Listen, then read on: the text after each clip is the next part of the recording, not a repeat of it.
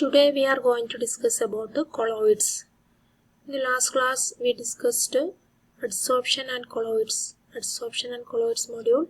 Then different types of adsorption, chemisorption and physisorption and its characteristics and isotherms, Freundlich and Langmuir isotherms, then Bett equation and surface area determination. Then next part colloids, different types of colloids, classification of colloids, and we discussed the preparation of colloids. Now we are discussing about purification of colloids. Okay, purification of colloids. Then purification, dialysis, electrodialysis, ultrafiltration and ultracentrifugation. 4 types of purification of colloids. Then first one, dialysis.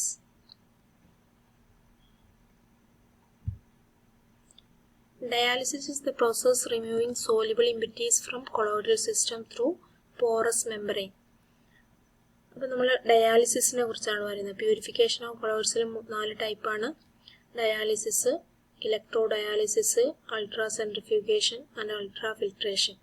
Okay, ഇതിൽ ultrafiltration വരെയാണ് നമുക്ക് പറയാനുള്ളത്. അൾട്രാസെൻട്രിഫ്യൂഗേഷനെ കുറിച്ചിട്ട് ഇതിൽ നമ്മൾ സിലബസിൽ പറയുന്നില്ല.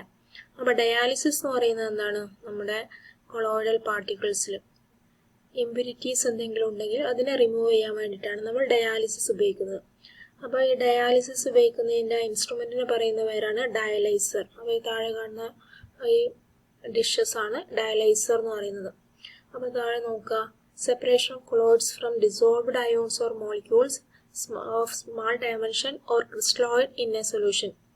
A colloid is any substance that is made of particles that are of an extremely small size, larger than atoms, but generally have the size of 10 raised to minus 7 cm ranging to 10 raised to minus 3 cm. അപ്പോൾ നമ്മളൊരു സെല്ലോഫൈൻ ബാഗിലാണ് ഈ impure ആയിട്ടുള്ള soul fill ചെയ്യുന്നത്. അതാണ് സെല്ലോഫൈൻ ബാഗാണ് അല്ലെങ്കിൽ സെല്ലോഫൈൻ container. അത് അതിലേക്ക് നമ്മൾ ഇംപ്യൂർ ആയിട്ടുള്ള സോള് നമ്മൾ ഫില്ല് ചെയ്യും. അതിലേക്ക് നമ്മൾ വാട്ടർ, ഫ്രീക്വൻ്റ് ആയിട്ട് വാട്ടർ, ഡിസ്റ്റിൽഡ് വാട്ടർ എന്ത് ചെയ്യും? വാട്ടർ പാസ് ചെയ്തുകൊണ്ടിരിക്കും. ആ പാസ് ചെയ്തുകൊണ്ടിരിക്കുമ്പം നമ്മുടെ ഈ സെല്ലോഫൈൻ ബാഗിൽ നിന്ന് ഇംപ്യൂർ ആയിട്ടുള്ള മോളിക്യൂൾസ് അല്ലെങ്കിൽ അയോൺസ് എല്ലാം ഈ വാട്ടറിലേക്ക് ഡിഫ്യൂസ് ചെയ്ത് വരും. അപ്പോൾ ഈ വാട്ടർ നമ്മൾ ഫ്രീക്വൻ്റ് ആയിട്ട് മാറ്റിക്കൊണ്ടിരിക്കുമ്പം അതിൻ്റെ കൂടെ തന്നെ എന്തായിട്ട് പോകും? നമ്മുടെ ഇമ്പ്യൂരിറ്റീസും വാട്ടറിൻ്റെ കൂടെ പുറത്തേക്ക് പോകും.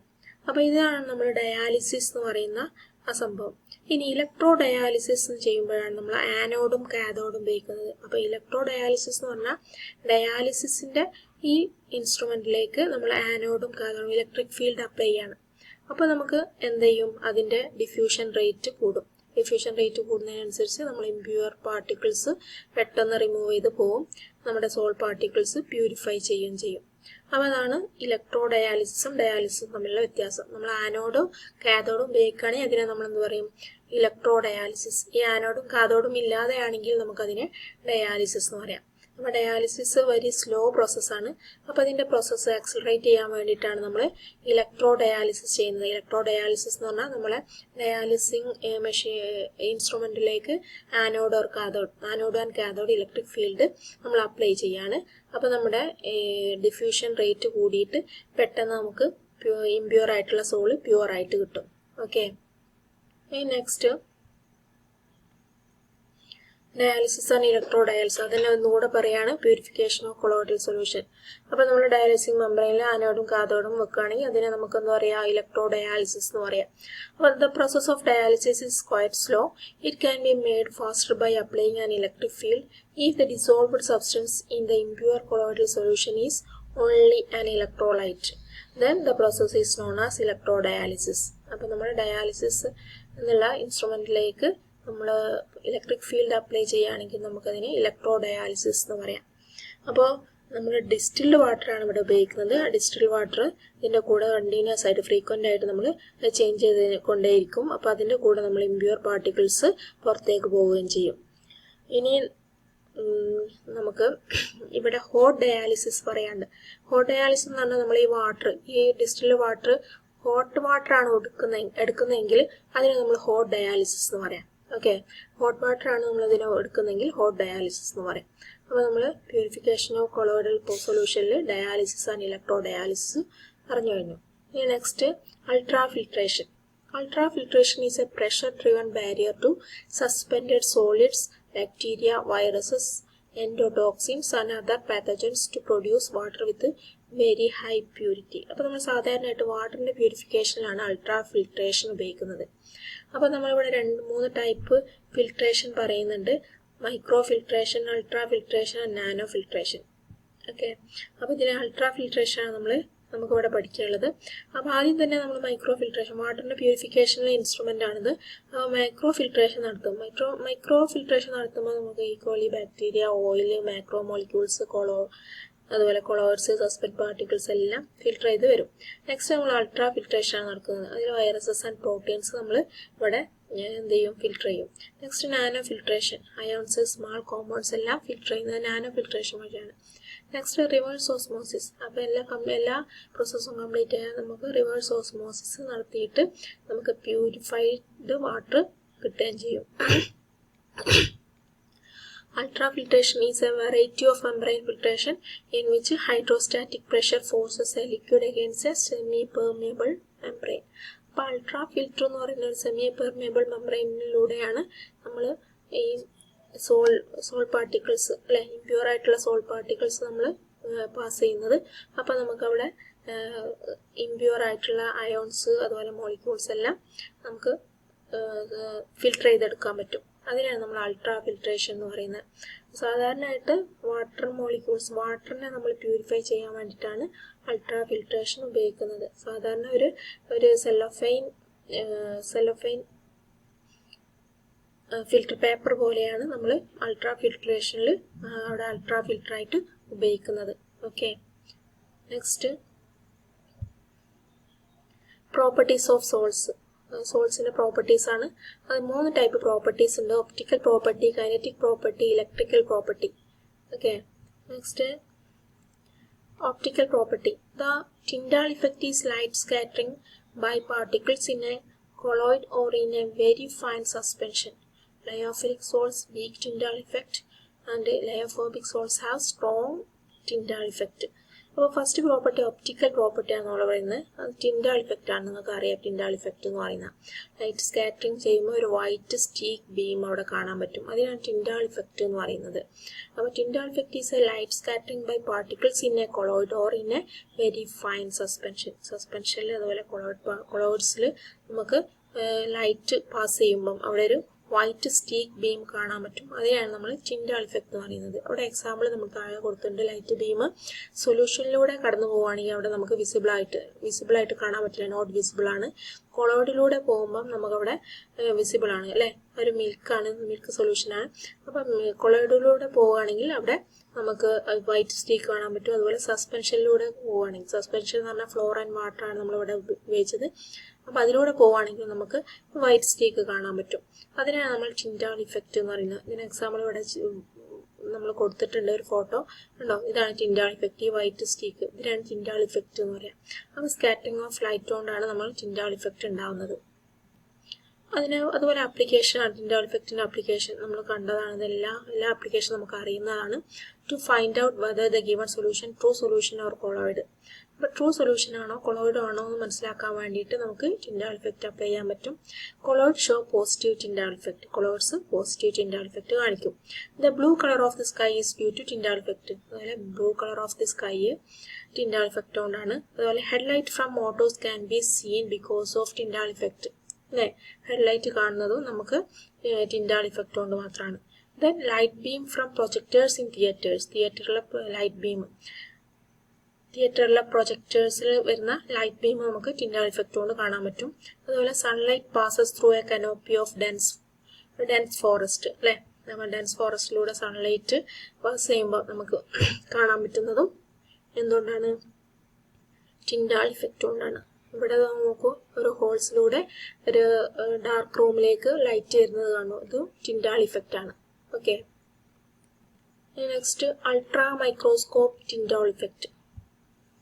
അപ്പോൾ അൾട്രാ മൈക്രോസ്കോപ്പ് ടിൻഡാൾ ഇഫക്റ്റിനെ കുറിച്ച് പഠിക്കാൻ വേണ്ടിയിട്ട് സിഗ്മോണ്ട് 1903 ഉണ്ടാക്കിയൊരു മൈക്രോസ്കോപ്പാണ് ultra microscope. Sol particles cannot be seen with a microscope. Zygmunt 1903 used in the Tyndall phenomena to set up an apparatus named as ultra microscope. An intense beam of light is focused on a soul contained in a glass vessel. അപ്പോൾ നമ്മളൊരു glass വെസലിൽ soul particles എടുത്തു, അതിലേക്ക് intense beam നമ്മൾ apply ചെയ്തു, pass ചെയ്തു. അപ്പോൾ അവിടെ microscope എവിടെ വെച്ചിരിക്കുന്നത്? The focus of light is then observe with microscope at right angles to the beam. ബീമിൻ്റെ റൈറ്റ് ആംഗിളിലായിട്ട് നമ്മൾ മൈക്രോസ്കോപ്പ് വെച്ചു. ഇതാണ് അൾട്രാ മൈക്രോസ്കോപ്പ്. അപ്പോൾ individual sol particles appear as a bright specks of lights against a dark background dispersion medium. Okay, അപ്പോൾ individual sol particles നമുക്ക് ഇതിൽ appear ചെയ്യുന്നുണ്ട് ബ്രൈറ്റ് സ്പെക്സ് ആയിട്ട്. അപ്പോൾ ലൈറ്റ് അഗെയിൻസ്റ്റ് ഡാർക്ക് ബാക്ക്ഗ്രൗണ്ടിലാണ് നമ്മളിത് ചെയ്തുകൊണ്ടിരിക്കുന്നത്. അപ്പോൾ അവിടെ നമുക്ക് ഇൻഡിവിജ്വൽ സോൾ പാർട്ടിക്കിൾസിനെ കാണാൻ പറ്റും അല്ലേ? Appear as a bright specks of light against a dark background. അപ്പം ultra microscope size of the പാർട്ടിക്കിൾസിനെ കുറിച്ച് ഒരു ഇൻഫർമേഷനും തരുന്നില്ല അല്ലെ? Ultra microscope does not give any information regarding the shape and size of the soul particles. അപ്പോൾ soul particles ഒരു bright specs ആയിട്ട് അവിടെ കാണാൻ പറ്റും എന്നല്ലാതെ നമുക്കതിൻ്റെ സൈസോ ഷേപ്പോ കാണാൻ പറ്റില്ല. അപ്പോൾ നമുക്ക് സൈസ് അതിൽ അറിയണം എന്നുണ്ടെങ്കിൽ നമ്മൾ എന്ത് ചെയ്യണം? ഒരു ഇക്വേഷൻ ഉണ്ട്, radius of sol particles R is equal to 3m/4πdn whole raised to 1/3. ഇതിൽ m എന്ന് പറയുന്നത് എന്താണ്? Mass of the particle per unit volume. അപ്പോൾ നമ്മൾ ആ സ്പെക്സിൽ കാണുന്ന, ആ ബ്രൈറ്റ് സ്റ്റീക്കിൽ കാണുന്ന പാർട്ടിക്കിൾസിൻ്റെ യൂണിറ്റ് വോളിയത്തിൽ കാണുന്ന പാർട്ടിക്കിൾസിൻ്റെ മാസാണ് എം എന്ന് പറയുന്നത്. അതുപോലെ ഡി എന്ന് പറയുന്നത് ഡെൻസിറ്റി ഓഫ് സോൾ പാർട്ടിക്കിൾസ് ആണ്. അതുപോലെ എൻ എന്ന് പറയുന്നത് number of sol particles per unit volume. Number of sol particles per unit വോളിയാണ് എൻ. എം എന്ന് പറയുന്നത് mass of the particles per unit വോളിയാണ്. അതുപോലെ ഡെൻസിറ്റി ആണ് D, density of the particle. Okay, അപ്പോൾ അൾട്രാ മൈക്രോസ്കോപ്പ് ഇതാണ്. അതിൻ്റെ ചിത്രം നമ്മളിവിടെ താഴെ കൊടുത്തിട്ടുണ്ട്. നെക്സ്റ്റ്